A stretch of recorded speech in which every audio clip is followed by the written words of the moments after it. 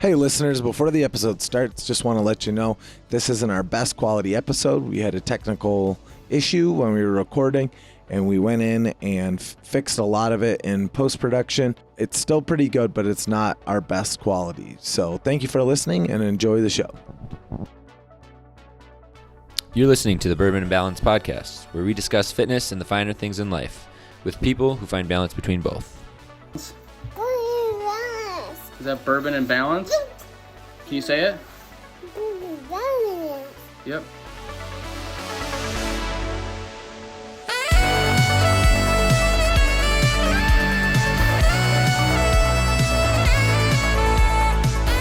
Hey everybody, welcome back to the Bourbon and Balance podcast. My name is Ryan Schaefer. Dude, your hand was shaking when you were drinking that. I'm running on only caffeine, no sleep. That dad life, brother. I'm sitting next to Tully, but what are you drinking? C4. Just getting ready for an interview? It's the super brain performance. Dude, your hand was legitimately shook drinking that. You're scaring me. We got a pretty cool interview set up with an old acquaintance from CrossFit Grand Rapids, Scott VanderSloot. I'm going to let you kind of like tell the people what you do currently, and then we'll kind of get into like backstory. For sure, yeah. Currently, I am the senior producer at CrossFit Mayhem, Mayhem Nation, whatever you want to call us. So, anything as it relates to CrossFit Mayhem, Mayhem Athlete, Rich Froning, partners with Rich or Haley Adams, any of those. Sorry, what was that? Is he a baseball player? Who is Rich? The Richard? I think he's a bodybuilder. Yeah. Yep. Yeah, that's kind of a big deal. I mean, I would say Mayhem and Rich are, two of the largest names in CrossFit. So that's kind of like, how did you get? Well, let's talk like what got you into media, because if you haven't seen any of the things that Scott's producing and putting out, go to follow him on everything. Well, yeah, but like Instagram and page, because it's insane. Yeah.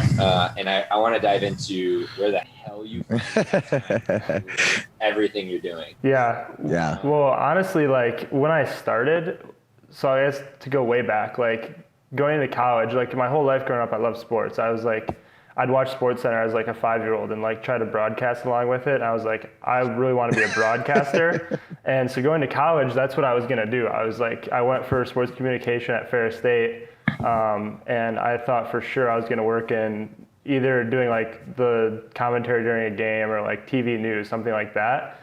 And probably around my senior year, when Ferris's men's basketball team won the national title in 2018, I was behind the scenes for that, filming everything, making hype videos, and I was like, wow, this is really cool.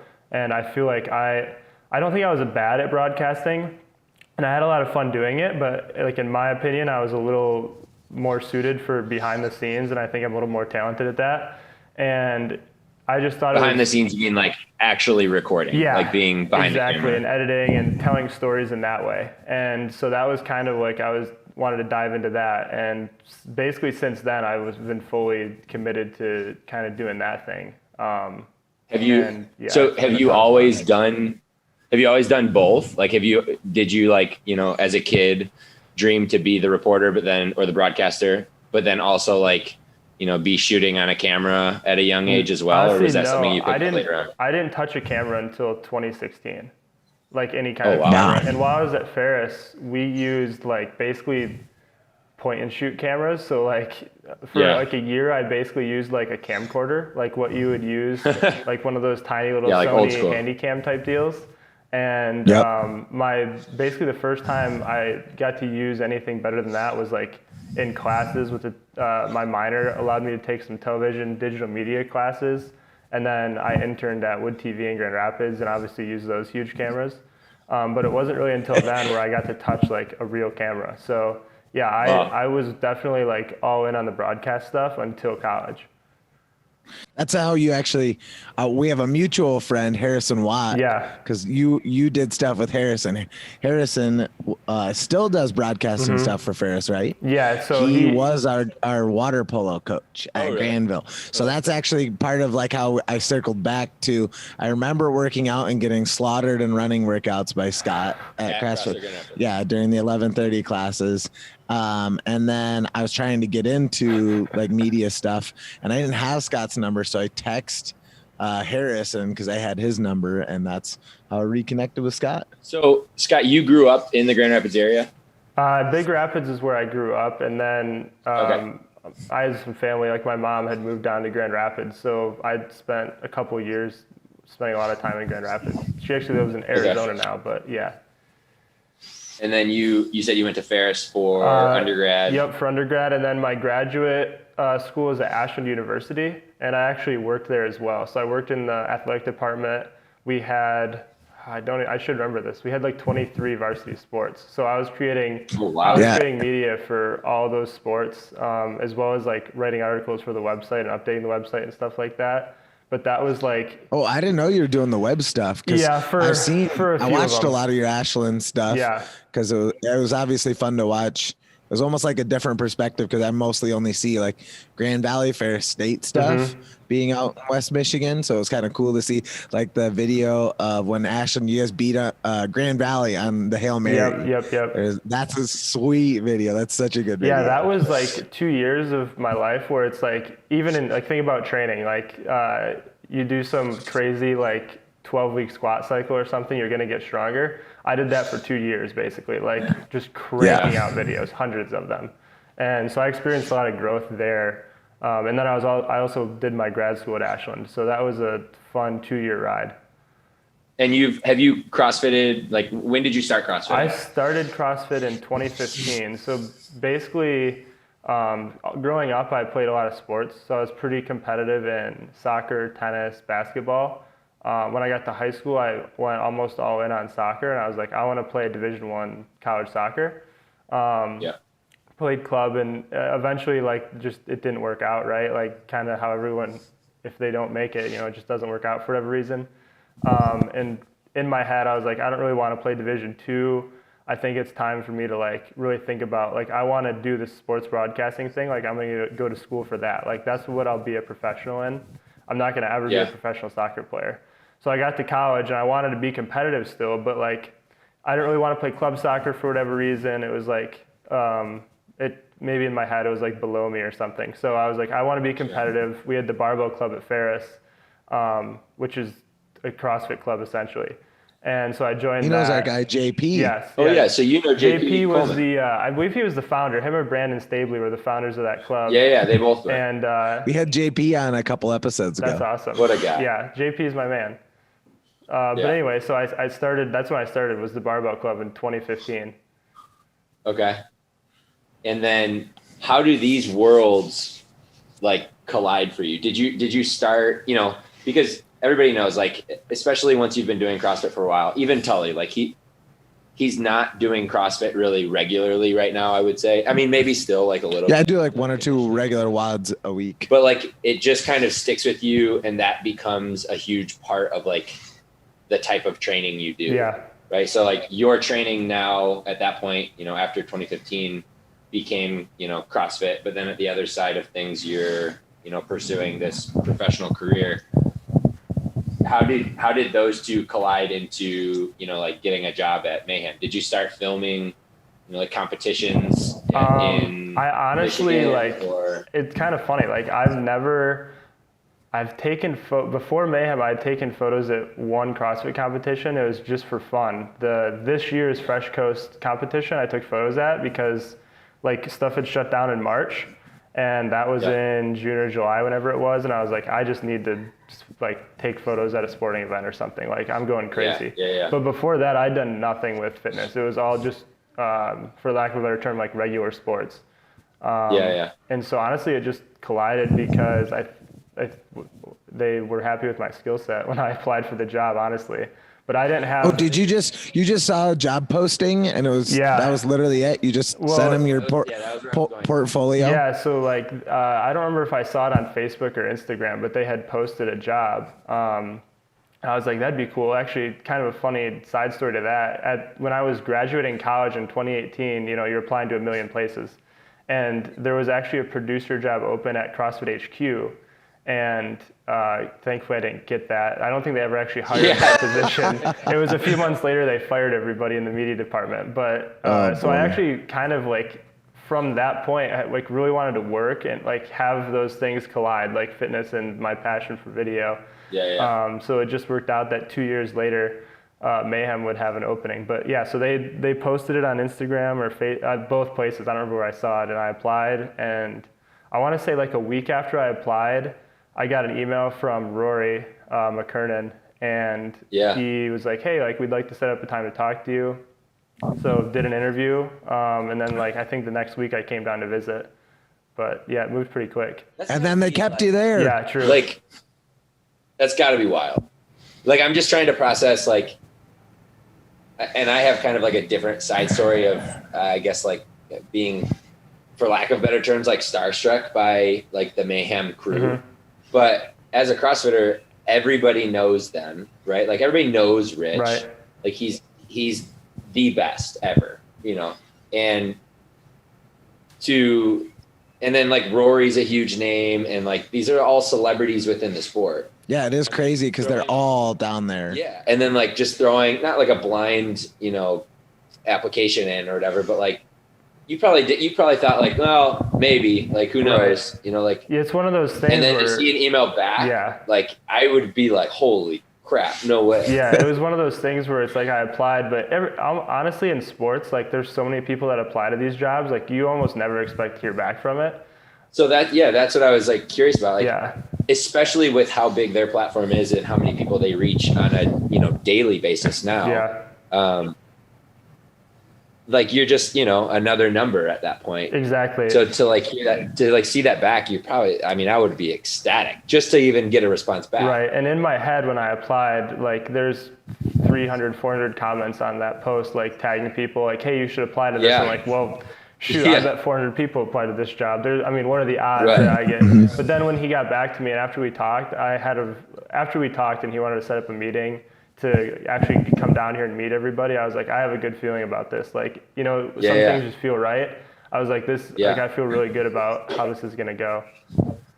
It's so cool. This is like a quick, like, I'm curious how it was for you, but when we went to regionals in 2018, that was my first like really big competition as an athlete.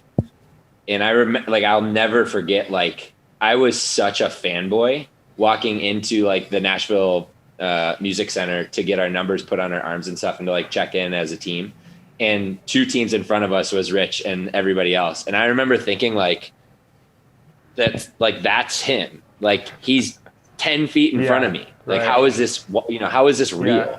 And then finding our spot in the athlete like warm up area where we had like our chairs and like, all of our nutrition in between events and stuff. And they were literally next to us. Like I was just sitting and listening to their conversations, but like trying not to be awkward and like not be a fanboy, but eavesdrop on everything that they were saying. Right. Because it's like, he's the biggest celebrity in the sport. Yeah. Oh yeah. It's just wild.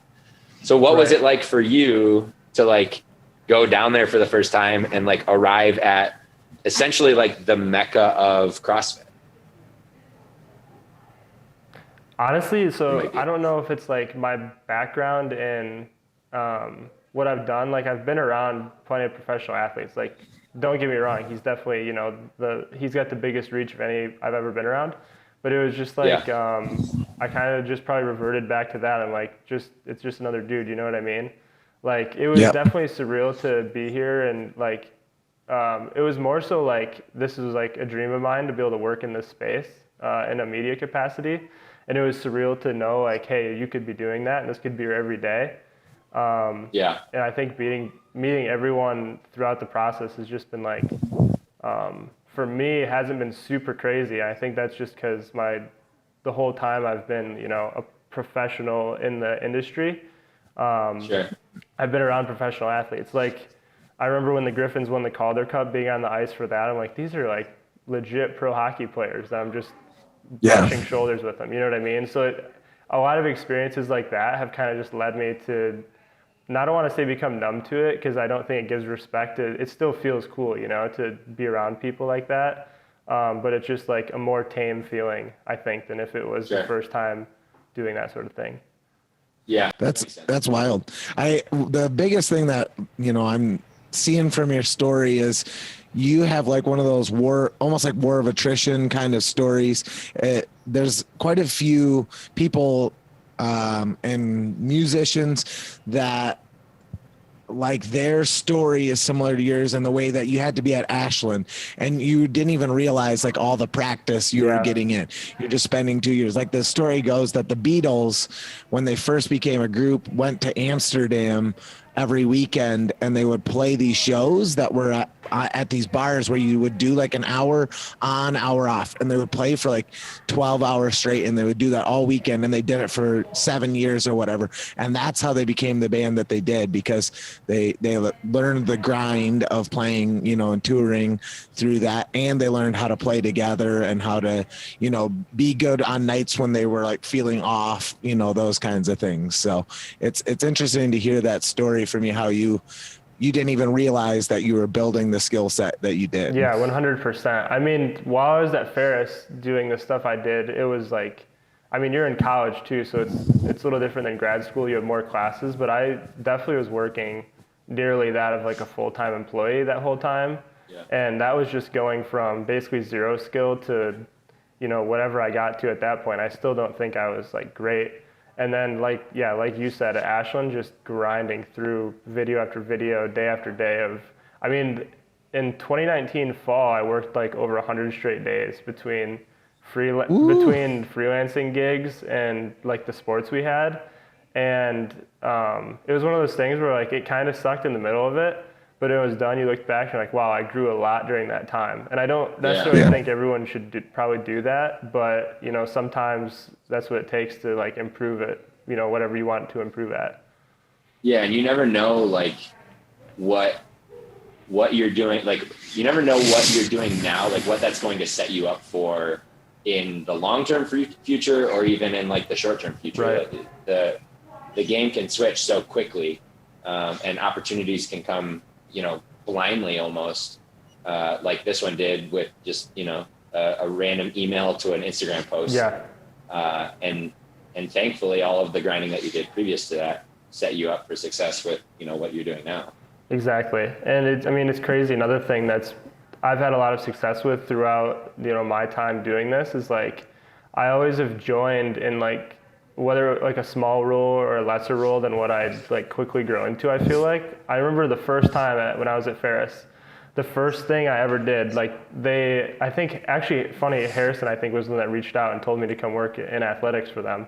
He was still a student at the time. But I came to my first football game. I like felt cool. I had my credential on. I walked up to the press box and like, you're basically gonna make sure this cooler stays stocked full of water.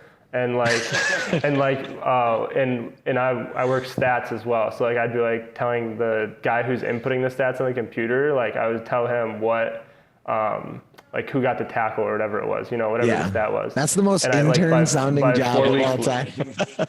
Yeah, 100%. But the crazy thing is, like Rob Bentley, the sports information director there, he'd asked me to do this thing or that thing, whatever it was. And by 4 weeks later, I was running the video board. So it was like, I just said yes to a bunch of stuff and learned quickly and like was attentive. Yep. And 4 weeks later, I had like the coolest job in the press box, basically. So it's just like over time doing that has been really helpful to me. I think you see that a lot with people that are in unique, successful positions in life. They did a lot of hard shit and a lot of like weird, difficult jobs to get to where they are now. And a lot of people just see, oh, well, you know, Scott's hanging out with the Mayhem crew and he's getting all these, you know, these badass, like, you know, cameras and equipment, and man, his life must be so cool. Like, you know, must be nice. But it's like, you don't see the 100 days straight that you worked, and you don't see, you know, all the random like filling the cooler jobs that you did to lead you into the position that you are in now. And so it's like these types of roles don't come easy. Yeah, for sure. And I think a lot of people, you know, like growing into, you know, whatever they want to do, have to understand that there's a lot of shit you're going to have to do in order to get to, you know, where you want to be. And it might not always be the best, you know, like most inviting or most fun job, but that's just how, like, that's just life. Like, you just got to grind through it and then hope for your opportunity to come and then seize that opportunity. Yeah. How much of the stuff that you've done leading up to Mayhem was somebody asking you to do something and you said, yeah, I'll do it, knowing in your brain that you had no idea what you're going to do, but you're like, I'll figure it out. Like 80% probably. And honestly, some of it is like, you know how to do it, but you don't know how you're going to have time to do it. That was like my thing at Ashland, where I always use the analogy. I was like Mother Bird. And then there's like all the coaches of the 20 plus sports, plus like the actual stuff we had to put out were all the baby birds. And I had to like chew all this food and regurgitate it to all of them.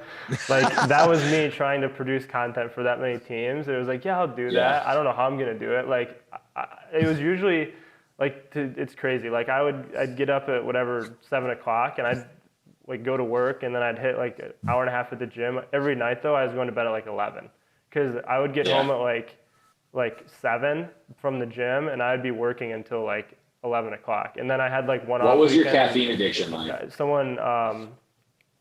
I don't ever really have caffeine. That's the crazy thing. I don't like. Oh my gosh. This man is elite. I don't really hit energy. I know. And I don't really drink energy drinks that frequently. But it was like just agreeing to do stuff because I knew it'd be good experience. It'd be good portfolio building. And one of the crazier things I did is I had a guy that worked for a Division I college in Florida, who I knew through another work connection, and he was like, "Hey, we just spent $75,000 on new video boards. And this is the first season that volleyball, men's basketball, and women's basketball will be able to use them. I want to pay you to like come down here and shoot these videos, like intro videos and like media timeouts and stuff. Like, you think you can do that?" And in my head, I'm like, no, 100% I can't. But I was like, yeah, definitely. I'll figure it out. Like, I'll do it. And then we get down there, and like, it's all this crazy lighting, and I'm directing the whole thing. And it was like, yeah, it's a lot of just agreeing to do stuff that like you don't necessarily know how to do at the time, but you know, like, you'll figure it out, or you're just going to screw it up mightily. So yeah, and that's most of adult life, right? It's like, yeah, I'll figure it out. Yeah, sure. Yeah. We'll have a baby, I'm sure. Oh yeah, it's going great, honestly. Yeah? Let's be real. But Good. one thing I did want to ask you about is, I always, before we have a guest, if they have social media, I always go way back on it as far as I can. And I saw, usually I try to pick out something funny, but I saw that when you were in high school, it looked like you had cancer. How much did that, sculpt the person you are today? Yeah. I don't know. It's hard to say. I mean, that was without being that person. Like, it definitely was probably the reason I didn't play soccer in college, because I missed like half of a year of playing in my junior season. So like that definitely messed me up. But I guess like that's the reason I decided to go to college for my job instead of my sport. From that respect it did. And I think definitely between that, I think that was one of the things too that like taught me my work ethic, because at one point I don't remember exactly what it was, but like I sit comfortably like over 200 pounds. And then in high school I sat comfortably at like 190, and I got down to like 160 pounds during that. And I was like, wow. And like 3 months after I stopped treatment, I had to start playing again for my senior year. And I was like, how am I going to do that? Like, so that was one of those things that taught me how to work hard for sure. Cause it was like, if I want to be able to like give this thing one last ride, like I need to work my butt off, actually work my butt back on. There's probably some of, where's my butt back on? Yeah, that's true. Yeah. That's good. It's some of it's probably like a little bit of, I don't want to say chip on your shoulder, but like, hey, I've gone through this thing and I want to get back to where I was. And that's definitely something like you don't realize what you had until it's gone, right? Yeah, for sure. And it's one of those things where you don't want to take any days for granted when something like that happens, because I mean, thankfully for me, it was like very treatable. Like I had an aggressive form of cancer, but like once you're treated, like there's literally no question, like you're gonna be fine. So I never want to blow that out of the water. But when you're waiting to hear, like I remember I had, I guess at the time they just called it a mass. I had a mass removed. It was a tumor, but you're waiting to hear like, is it good news or bad news? And at that point, you're like, who knows what's gonna happen to me? You know what I mean? So thinking about that feeling, it's like you never want to take days for granted after something like that happens. Yeah, that's crazy. So switching gears a little bit, like you get the job offer, right? Mm-hmm. Where are you living at the time? And then what is like the transition into a full-time role look like down at Mayhem? Yeah, so at the time, so I was living in Ohio, but I'd finished my contract in May with Ashland. So I had moved back to Michigan. I was living in Kalamazoo, and trying to think. I was a finalist for like 5 different jobs because I had been applying since like March, because my contract with Ashland, I knew it was ending in May. And only one of them I didn't get because they chose someone else. All the others were like COVID. Like COVID got rid of this job, you know what I mean? And so I was just trying to freelance. Honestly, I was ready to work about doing anything. But anyway, so after I got that job, I was living in Michigan at the time. I came down for that visit, and the last day when I was going back up to Michigan, you know, we sat down, we had to talk. They offered me the position, I accepted. And they're like, yeah, could you start like in like a week? And I was like, well, I don't know how I'm going to find anywhere to live. So I said, yeah, I definitely can. And they're like, yeah, we'll find somewhere for you to live while you look for a place. So I went back up to Michigan, basically like packed up clothes and like stuff. And then I drove down and I stayed with Chris. He's the general manager of the coffee shop in the gym. I stayed with him for a couple weeks while I looked for a place. But this is another one of those like doing stuff you don't necessarily want to do. So the reason I like had to rush down is because they were filming starting at last May. So May, and I was hired in August. So that's May, June, July, and like part of August, filming video, like daily workout videos for the website we now have, Mayhem Nation TV. But they hadn't edited any of them yet. So basically my first task here was to edit like 600 to 800 videos and launch a website. And I had like they were videos you didn't even shoot the footage for. You didn't even do the pre-production. Right. And I had like 4 weeks to do it. So when I started, I was literally working like 12 hours a day, like 6 days a week, editing these things. And it was so funny. I remember the first time I went up to the barn and visited during like my visit down here, but I remember the first time I went up there after I'd actually officially moved down here, it was like the 3rd week I was here. And it was funny because Rich was joking. He's like, Rory finally let you out of your cave. Like, because no one had seen me. I was just editing. I was just going between Chris's house and editing. That's all I was doing. But once we launched that website, like obviously our workflow for it's good now, but it was a grind when I first got down.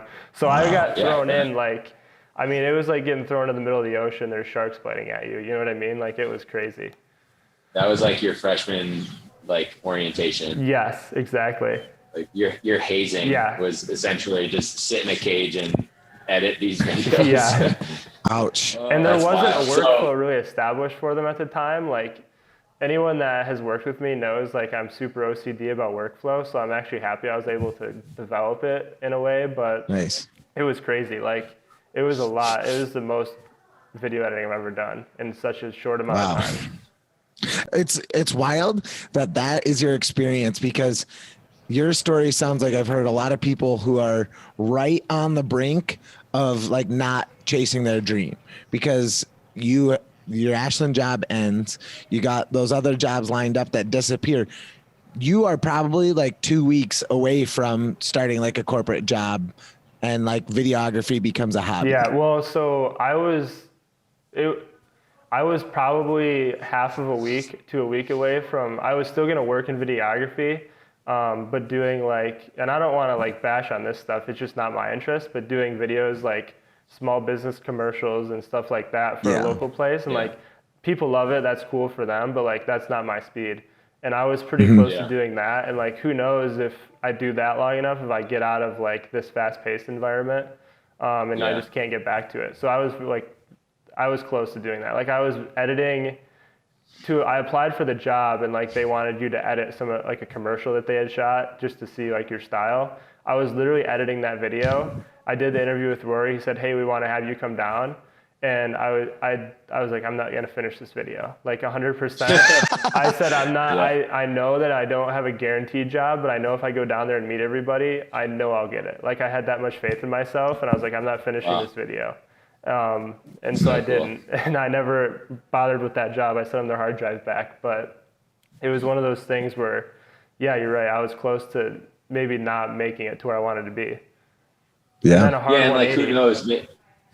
Yeah, like who knows? Maybe you did take that job, or if you would have taken that job and then just got burnt out from videography in general, and then like fell out of love with it. Then you could just be stuck doing something that you definitely don't, want to be doing, or something that you're not passionate about. And then I mean, I got thrown into 100% the most fun job I've ever had, and more fun than, it's funny, like because of COVID, I didn't get some of those jobs that I'd applied for before. And even like the one job that they said no and they hired someone else. Like I'm so thankful for those, because if I ended up in those jobs, I couldn't have been in this one. And 100%, this is better than any. And those were all I wanted to do when I was at Ashland. I was like, I want to work in Division I sports, doing what I do now, or work for a professional team. I interviewed with 2 professional teams and like 5 D2 or Division I, like Power 5 schools. And I was a finalist for all those jobs. And like, I'm so happy I didn't get any of them, because this one is so much cooler than any of those opportunities. Dude, you've got to be sad. I want to hear some like meaty details of what you're doing. Well, yeah, I was going to say the podcast is called Bourbon and Balance, and we got to hear how you find balance with what you're doing, because it looks like you're filming all day long, and then randomly like, hey, we're going to jet real quick, and we're going to go do this U.S. Army thing, and then maybe Rich is going to go to California, and then maybe we're going to go to Africa for 2 weeks. So it just depends on the time of year. Like, it's like ebbs and flows, like the Mayhem, the way I kind of track how busy I am is like the Mayhem athlete programming runs through SugarWOD. And if you've ever used that app, it shows you your active days per week. So I can see like 5, 5, 5, 5, 6, 1, 1, 5, 5, 5, 5, 6, 1, 1. So it's kind of, it just depends. Like so my office is in the gym. So if I have like hour and a half free time during the day, it's easy just to pop in there, and like I literally have to walk 10 feet to get into the gym. So like I have no excuse not to get my balance in. But yeah, it's great. It's like sometimes the year are just hectic. Like the Open, I think I worked out like twice during the Open, and one of them was the third workout, and I ripped all the skin off my hands. Because that makes editing a little bit harder. Yeah, because I mean, so the first week of the Open, I was at the announcement with Rory, and that night, so the announcement was on a Thursday. We'd been out there since Tuesday, I think, but the announcement was on Thursday, and it ended around 8 or something like that. Went back to the hotel, showered real quick, left the hotel at 9, got to San Francisco airport, got on a red eye, flew to Sioux Falls, South Dakota the next day, met up with Rich and some of the guys with Froning Farms, and we were like then on a pheasant hunt for 5 days. And then I just watched that video. Flew back from that, and like it was the second week of the Open, and I was doing that one in Cookville, like filming that. It was like the Open was crazy. So it's like times like that where it's like fitness just takes the back seat, and I'm fine with it, because that's not, I'm not a professional fitnesser. Right. Yep. So do you get to like join in on things as well? Like when you guys went on that pheasant hunt, like Dan Bailey was with you guys as well. Yeah. Like I know you're shooting a lot, like you're filming a lot, but are there times where Rich is like, hey, like come with us and hang out? Yeah, I mean, I'm hanging out all the time. The biggest thing is like if we're on the road, I don't really get to work out, because like I'm obviously filming the workout, and you're only going to the gym and leaving the gym. So it's not like, hey, hang on, the camera guy's got to work out for the next hour. Like that's when it's definitely toughest to get fitness in. But actually during the pheasant hunt, like I would usually be right on Rich or Dana for a couple of times, but like sometimes it'd be like, hey, you want to shoot this round? I'm like, nah, I got to film. Like I do it more to myself than anyone else does. You know what I mean? Like, sure. I think. And that's probably good for your professional, yeah. you know, I don't know, structure. Yeah. But I mean, there's definitely. You mean you weren't just like, Rich, give me the gun, man. Get out of here. You don't you missed the last shot. Give me that gun. Yeah.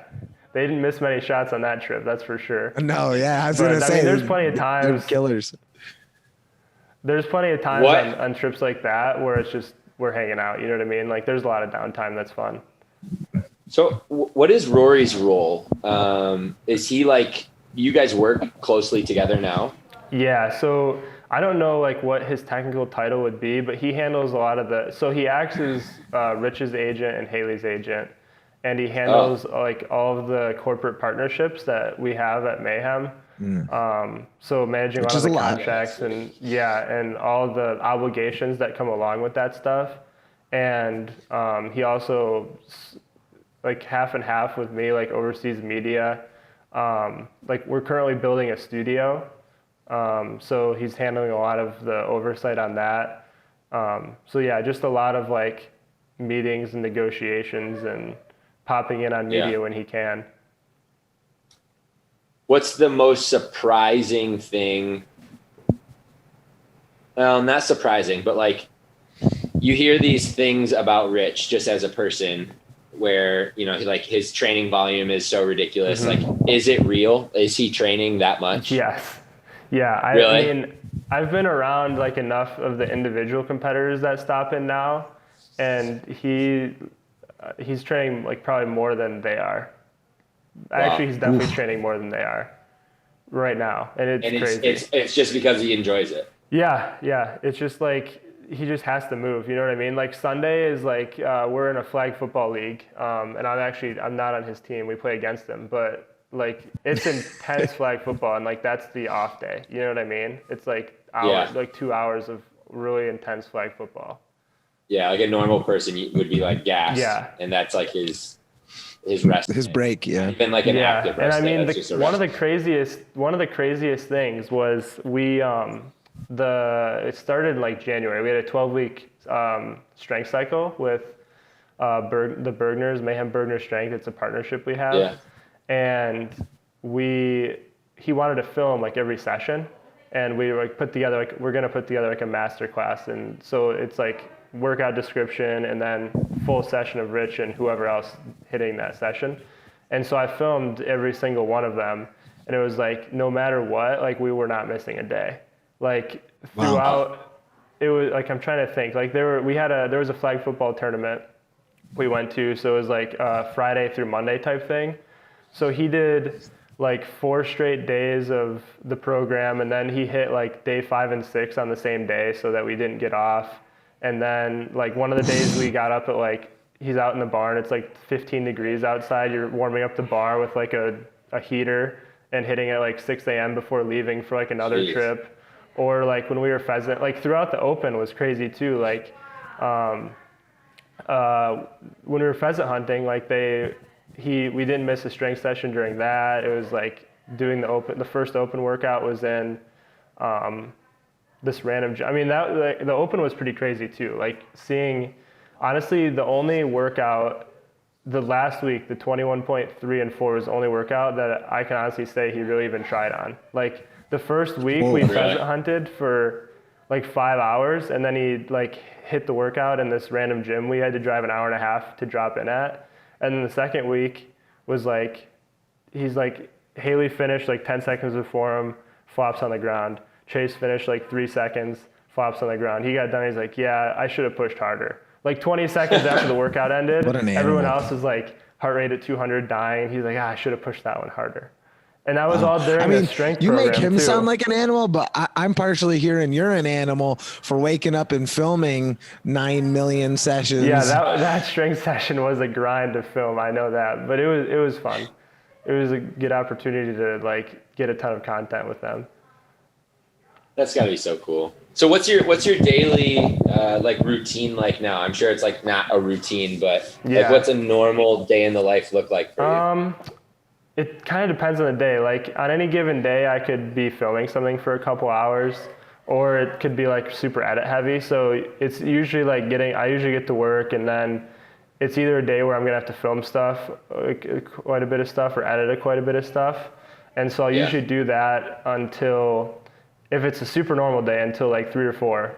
And then I'll go hit the gym, and then that's usually it. But then like sometimes we'll have days where we'll have like 6 straight hours of shooting, or I'll be crunched because like we had a weekend event and I'll have to edit like all day or something. Like one of the craziest days was during stage 1 of the games. I think it ended on a Sunday, I want to say. Whatever day stage 1 of the games ended, I was like, I think it ended on a Saturday. I don't remember. But whatever day it ended, I knew like I wanted us to have the very first, like the first people that put out a video behind the scenes of stage 1 of the games, like a good video. I was like, I want it to be us. So it got done at whatever time it was, late afternoon, early evening type of thing. And I went back to the office. I literally edited until like 6:30 in the morning, scheduled the video to upload the next day. And this is gonna sound like kind of soft, like if you're like a hardcore athlete, but I was fighting through cramps in the early morning, like in my hamstring. It was cramping while I was editing. I was like, I don't know if I can. I don't know if I can keep going. I had to start chugging water. I don't know if it was like I was just awake for so long, but it was like, so some days they're like that, you know, like I might literally work like 23 straight hours if it's something crazy. But wow.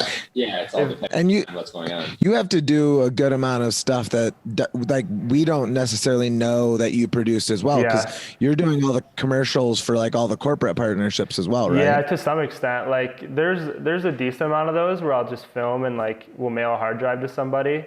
But if I look at, like if I go through my Instagram feed and I'm like, oh, I made that ad, like, so we have a lot of ads that we make. So there's our ads, there's ads with like, whether it's like product photography or video for Rich and his partners or Haley and her partners.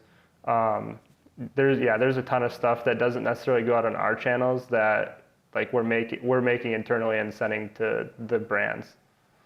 Wow. What's the vibe like at Mayhem, like working there? It seems like, you know, from the videos that you make and just from following them for so long, it seems like they operate as like a big family. Oh, 100%. This is, it's definitely the most family-based like company I've ever been a part of. And I guess before I worked in universities, so it's never gonna be like that. But like everyone you work with and like are filming, they're also like all your closest friends. You know what I mean? Right. So like if like the same people I'm working with are the same people I'm going to hang out with on the weekend or if we do anything, which is really cool. Like you would think in theory like that wouldn't work, like you get tired of people, but I mean it's just like I think the way that we hire, because we've now actually expanded a few more full-time employees while I've been here even. The way that we hire, we just make sure like, hey, you're super skilled and you fit all the criteria that you need to for your job, but also like we want to hang out with you and like spend time together, because that's just how it's going to be. It's got to be a good fit, personally as well as professionally. 100%. And that's great. Super cool. And your girlfriend lives down there with you, right? Yeah, so she's finishing up grad school right now. She's actually, this is her exam week, so she's been super stressed, but when she's done, she'll be an RD, so she'll sit for boards in the fall. Sweet. And awesome. Yeah, she's loving it down here as well. I was gonna say, because you guys probably CrossFit together, right? Sometimes. Like, it depends. I was gonna say, you just had a post yesterday. She was coaching you up on the air runner, right? Yeah, I was on the bike. Yeah. It depends if our paths cross. Like, we have very different schedules, but I mean, it just depends. Like, if we can, we'll hit the gym together. Usually the best time to do it is like, if I don't work on a weekend, it's usually like Saturday morning at the barn is like our training session together. Nice. That's good that you guys can train together, because you and Jay sometimes train together, but it can be rough. And my wife and I really don't train together.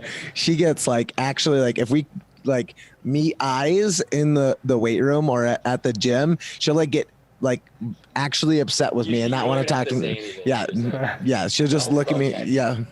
Yep. What is the barn like? That looks like the sickest setup as like for a gym. Yeah, it's cool. Honestly, it's bigger than it appears, but it always is like there's always so many people. It's always packed and chaotic, which makes it awesome. Like that's part of the allure to it, I think. I definitely don't enjoy training there in the winter because there's no heat in there. Like it was funny, like Rich redid one of the the pegboard thruster games workout, and he beat like the best time that year by like 2 minutes. And one of the comments was like, yeah, he wasn't doing the volume of the games and he's in an air conditioned barn. It's like, dude, it was 12 degrees. Like that's not air conditioned. That's like freezing. But in the winter, like it's not my cup of tea. Like I don't get cold very easily, but I want to be hot when I work out.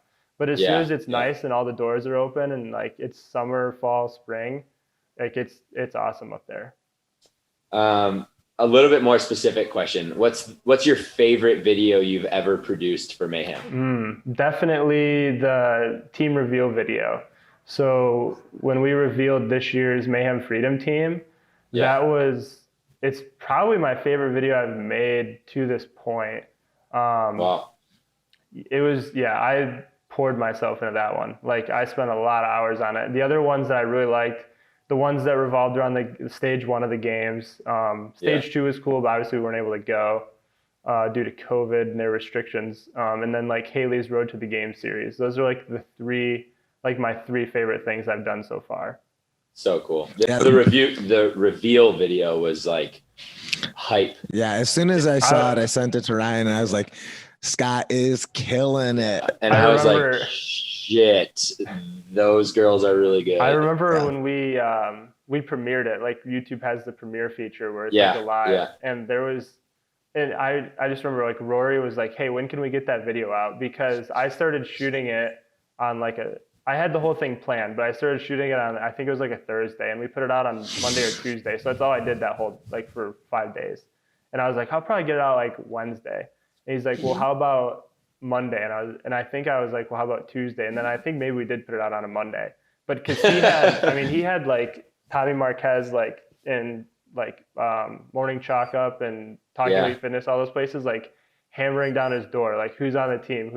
Yeah. And we wanted to release that news ourselves, but do it in the most over-engineered way possible. So I remember the premiere had like 3,000 people watching it in real time. And I was like, holy cow, the comments are just flying up the screen. Yeah. I was like, we're just sitting back in the cave, as I call it, like watching it. And like, it was a cool feeling to see all those people like really fired up about it. About something that you produced and put a lot of I mean there's nothing better than like making something and like really like pouring yourself into it and then other people like enjoying it and you getting to see that feedback in real time is pretty cool. So cool. Yeah, especially real time, man. What an incredible moment. Yeah, the comment just like, the team is crazy, like all that stuff. That'd be awesome. That's really cool. And we knew with that, like if people knew who they were, like they're gonna be like, oh shit, like they're about to throw down, you know? Like some people were like, I don't know who these girls are, like this team's gonna suck. But we knew like, hey, if you know who these people are, like you're gonna be, wow, this is a We've competed against both of those girls numerous times. 2 of them being at Granite, and I mean they're just like as female athletes are like untouchable. And then you pair them with Rich, it's like. I remember one of the quotes. It's going to be a fun season. One of the quotes he had in that video was like something along the lines of like, "We've competed against them enough. Like, I'm glad they're on our team now." Like, he was tired of going against them. That's for sure. No kidding.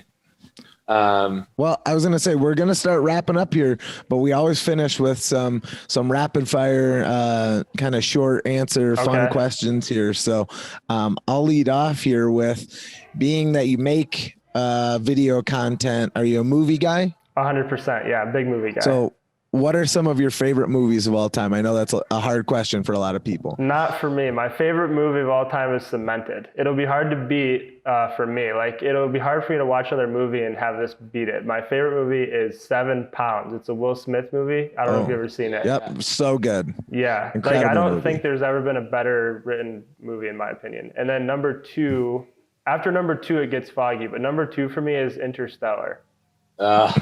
So good. Yeah. Incredible.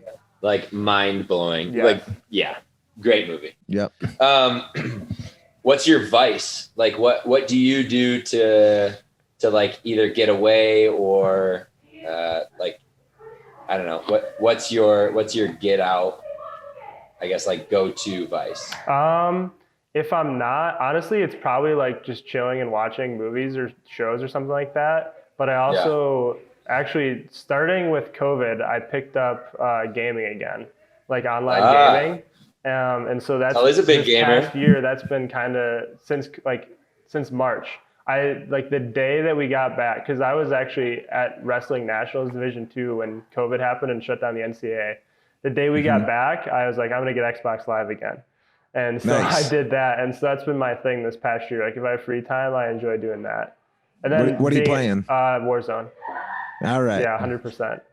Yeah, But me too. hiking, I enjoy hiking too, being in Tennessee. Yeah, I was gonna say great place for that. Oh yeah, 100%. But yeah, those three things are kind of like what I'll do in free time. Yeah.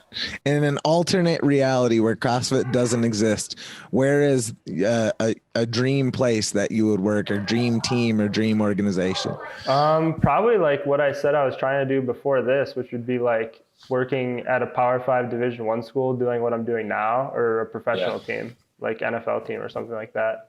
Yeah. What sport would you choose? If I was going to be professional, it'd be the NFL, so football. And if it was college, you kind of film the teams that make money. So like basketball and football for the most part. Yeah. Pizza or tacos? Ooh, tacos, Hard shell, soft shell? soft shell, Ooh. Flour or corn? corn, corn all day. Beef or chicken? We could just go down that rabbit hole. Beef. Now we got Scott's taco order, so we're gonna queue up Yeah. a Grubhub and have it sent to Mayhem For on sure. Monday. We'll come visit and we'll just bring you tacos. Do it. Well, perfect. Scott, it's been a lot of fun, and you are absolutely incredible. We love seeing the content that you put out. And now that I'm starting to do some videography stuff, I get to copy what you do. Do it. And The resource now. yeah. Bounce ideas off of. I mean, the best ideas are stolen, right? So just take all of them. Nobody's original. You just take somebody else's stuff and change it a little It's bit. true. That's what they did with the So- team quarterfinals. So even Dave Castro does it. Yeah, I don't even want to talk about that. It was terrible. Was it terrible? I hated it too because Okay, that's I all have I looked at. I have a proposal. If we don't go to the same semifinal as Rich, propose the idea of maybe us coming down and doing like a weekend training, and we can film with them, or like even just coming to Mayhem, not necessarily training with them, but like come train with you. I think we can make it happen. Dude, that would be so freaking cool. Yeah. I know a few people. I think we can make it happen. And actually, this is a long story, but not a long story. This was a few years ago. It was before my time at 8th Day, but like Rich knows the gym relatively well. It's actually kind of a funny story. A friend of ours, Nate Bass, who used to be one of the head coaches here, they did like a charity football game in Michigan, and a bunch of our coaches went and played with Rich, and Rich actually broke Nate's foot in that game. That sounds about right. Yeah. They were going so hard. He got railed and he broke his foot. And like to this day, we always joke with him about it that, yeah, he got his Rich owes you guys. yeah. So Rich can return the favor and break my foot if we come back. There we go. Perfect. Yeah, 100%. I think we can make that happen.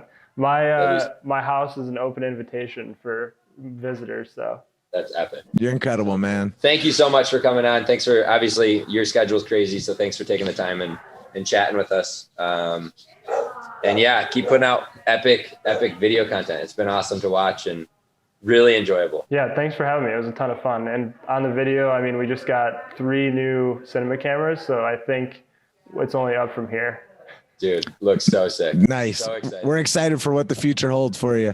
So thank you to the listeners who made it this long, and make sure that you go to the podcast description and hit all those links and check out all of Scott's content. Set us free. Bourbon and Balance Boys out. That's it for this week's episode.